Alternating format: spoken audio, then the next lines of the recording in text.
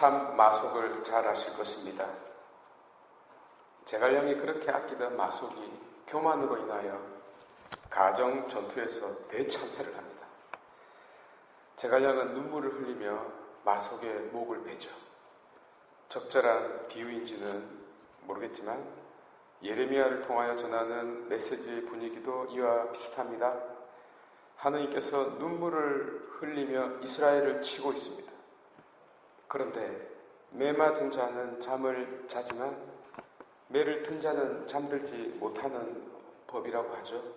결국 당신의 마음은 가련한 이스라엘을 향하고 있고 그에게서 눈을 떼지 못하고 있습니다. 복음도 마찬가지입니다. 당신의 마음은 가련히 울고 울부짖고 있는 여인을 향하고 있습니다. 이 방향은 그러나 우리 각자에 대한 당신의 마음이기도 하다는 점, 이를 잊지 않도록 합시다. 예레미야 31장은 희망의 메시지가 담겨 있는 텍스트입니다. 내일 듣게 되겠지만 구약 성경에서 유일하게 예레미야 31장 31절에 베릿 하다스, 곧 새 계약이라는 말이 나옵니다. 오늘 본문은 새 계약이라는 예언이 나오기 전의 말씀입니다. 이 31장이 선포된 시점은 유다의 마지막 왕 치드키야의 통치 말년, 곧 남유다가 멸망하기 직전입니다. 예레미야는 남자의 해산이라는 화두로, 곧 어미들이 직접 겪은 그 고통들과 아비들이 상상으로 겪는 고통을 훨씬 뛰어넘는, 말도 되지도 않는 남자의 해산이라는 화두를 통하여 이스라엘이 당하게 될 상상할 수 없는 고통을 예언했습니다. 보십시오. 남유다의 마지막 왕 치드키야가 어떤 꼴을 당했습니까? 아들 둘은 자기가 보는 앞에서 죽임을 당했습니다. 그리고 본인은 두 눈이 뽑힌 채 바빌론으로 끌려갔습니다. 왕이요. 자기 인생의 종말뿐 아니라 국가의 멸망까지 뽑힌 눈으로 보아야만 했던 왕이었습니다. 그 멸망이 얼마나 처참했으면 뽑혀진 눈으로 보아야 했겠습니까?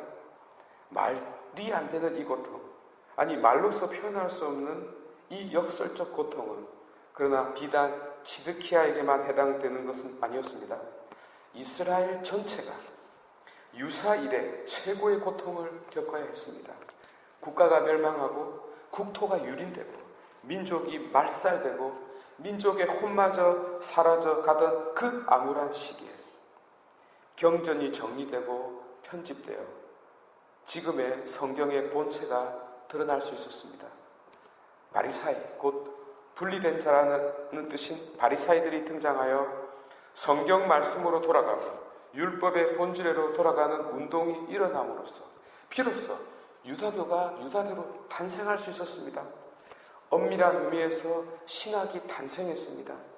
오늘날 거룩한 하시디 운동의 원천이자 세상 모든 종교개혁의 본질은 바로 이 바리사이들로부터 시작되었습니다. 어떻게 해요? 모든 것을 잃어버렸을 때, 더 이상 일어설 힘이 없어졌을 때, 오직 절망만이 희망으로 남게 되는 순간, 종교가 아닌 신앙이 잉태되었습니다.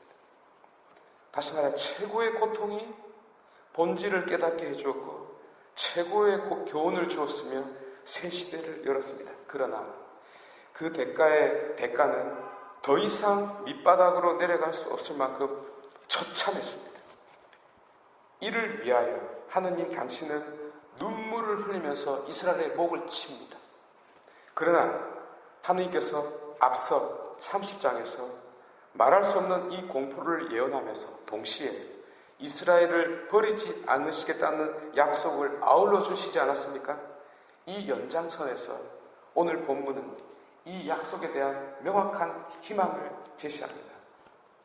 이스라엘이 하느님의 백성이 되기 위하여 엄청난 대가를 치르어야 했던 것처럼 하느님도 당신 약속을 위하여 똑같은 고통을 당합니다. 그 이유를 20절에서 엿볼 수 있습니다. 내가 이스라엘을 가여워하지 않을 수 없다. 이 말씀은 사실 창자가 들끓고 있는 고통을 뜻합니다. 이 고통은 하느님의 오장육부가 뒤집어질 뿐 아니라 피가 거꾸로 뜨겁게 솟구쳐서 온 내장을 다 태워버리고 창자가 전부 녹아내리는 아픔을 의미합니다.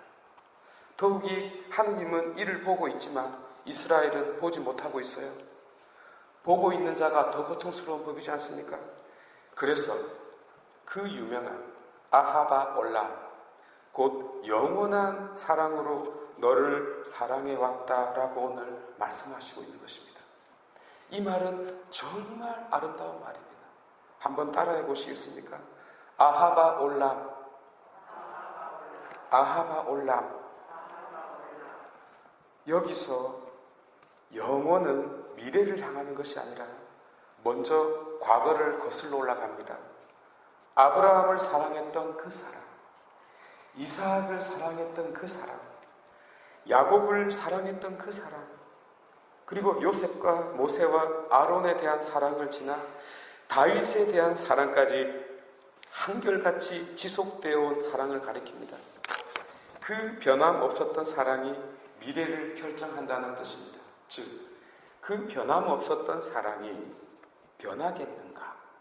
또 그 지속되어 온 사랑이 얼마만큼 갈 것인가라는 스스로의 질문에 결코 변하는 일이 없을 것이다. 동시에 결코 끝나지 않을 것이다 라는 자기 대답을 하고 있는 말이 바로 영원한 사랑입니다. 나아가 다윗과 요나탄이 서로 사랑했다라고 했을 때의 사랑이라는 아헵이라는 단어를 말함으로써 이 사랑은 다윗과 요나탄의 우정처럼 목숨줄로 얽힌 떼어놓을 수 없는 사랑이었고 언제나 너를 우선시하는 사랑이었으며 서로 운명을 달리하더라도 잊을 수 없는 그런 사랑이었음을 알 수 있습니다. 영혼이 결합된 사랑이었습니다. 다윗이 결코 요나탄에 대한 마음을 잊을 수 없었던 하느님은 이스라엘을 바라보고 계시네요.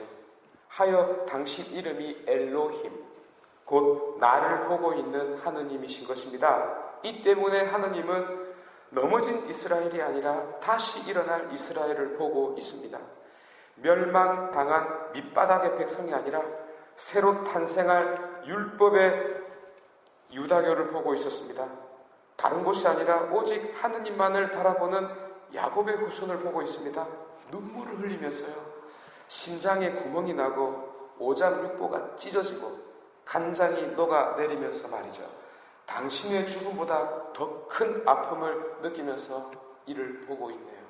반면 복음은 가나안 이방 여인의 믿음을 전해주고 있습니다.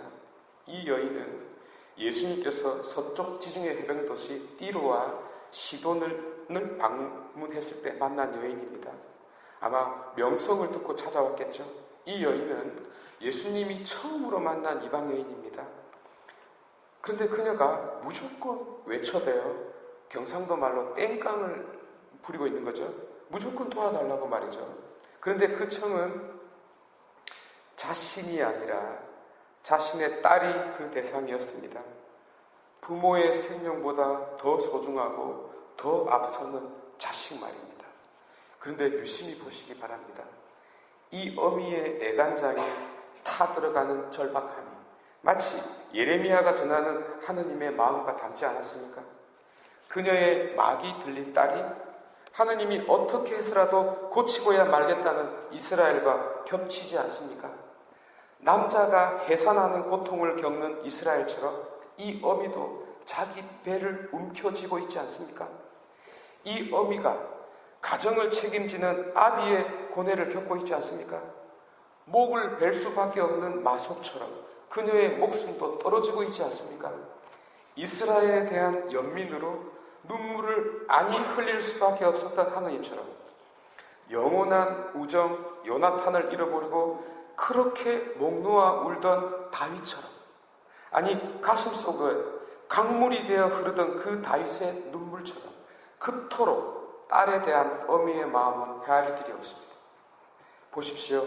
어떻게 해서라도 반드시 고치고야 말겠다는 그녀의 발버둥이 마치 소원을 들어주지 않으면 결코 놓아주려 하지 않았던 야곱의 모습 그대로가 아닙니까? 그렇습니다. 그녀는 야곱이었습니다. 이스라엘이었습니다. 아니, 새로운 야곱이자 새로운 이스라엘이 되기 위하여 지금 씨름을 하고 있습니다. 다만 천사가 아니라 그리스도를 상대로 말입니다. 과거 천사가 야곱을 놓아줄 수밖에 없었던 이제 그리스도께서도 그녀의 청을 들어줄 수밖에 없네요. 이 모든 사건의 핵심 속에는 그리스도를 움직이게 한 동기, 그리스도를 감동시킨 근원, 그리스도를 울타리 밖으로 향하게 만든 원인이 찰거머리 같이 끈질긴 그녀의 믿음이 있었습니다. 그분은 바로 그녀의 이 믿음을 지켜보고 있었습니다. 지켜보는 하느님이 엘로힘이라고 하지 않았습니까? 그렇습니다, 여러분. 과거 예레미야 때의 이스라엘이 하느님에게 5장 6보를 뒤집는 아픔을 주었다면 이제 그녀의 믿음은 복통으로 쓰러진 하느님의 배를 어루만져주는 약손이 되고 있습니다. 마치 상처난 그리스도의 손이 제자들의 불신을 해소하셨던, 그래서 그 마음을 어루만져 주셨던 그녀의 믿음은 이제 찢어진 하느님의 마음을 봉합해주고 있었던 것입니다. 그러므로 그리스도는 그 이방 여인의 믿음을 칭찬하셨고 그녀의 바람을 들어주셨던 것입니다. 바로 그 시간의 말입니다. 믿음을 가졌던 그 순간의 말입니다. 곧 남자가 해산하는 그 순간에 이 여인은 약속의 딸을 품에 안게 되네요. 깊은 믿음을 간직하고 계신 여러분, 저는 이 본당에서 적지 않은 가나안 여인들을 보고 있습니다. 또한 많은 분들의 믿음이 가나안 여인의 그것과 크게 다르지 않음을 보고 있습니다. 감동이 아닐 수 없습니다. 또한 엘로힘 하느님께서 우리 모두의 인생을 주의 깊게 바라보고 있다는 것을 굳게 믿고 있습니다. 그러하니 여러분, 천사가 야곱에게 그리스도께서 이 여인에게 했듯이 여러분들의 바라는 바 이루어지시길 마음으로 기원합니다.